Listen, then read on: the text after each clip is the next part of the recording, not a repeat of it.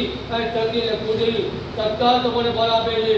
તેમજ આ દિવસે સવારે 6:30 વાગે કેશ સ્નાન કરાયું, 8:30 વાગે આરતી કરી અને 9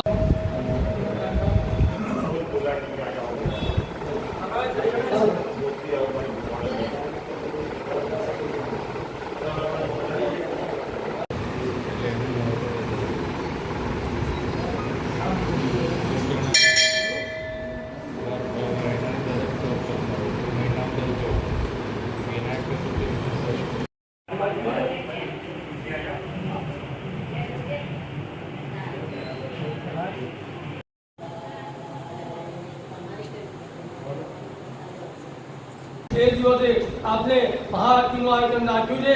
તેથી દરેક ભક્તોને સહકાર આપી અને દર્શનનો શુભ લાભ લેવો। શ્રી સિદ્ધિ વિનાયક મંદિર ભાવનગર ગલી રાવપુરા। આજે એક વાર કરીને આજે આ વાઘાય નહીં આ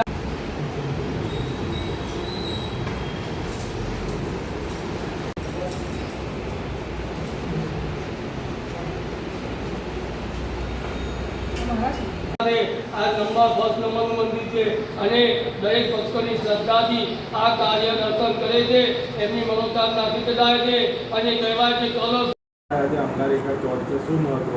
આજે તારીખ 25/6/2024 મંગળવારે અંગારિકા ચોથ છે અને આ વર્ષમાં આ એક જ ચોથ આવે છે જે 21 ચોથ કર્યાનું પુણ્ય ફળ પ્રાપ્ત થાય છે।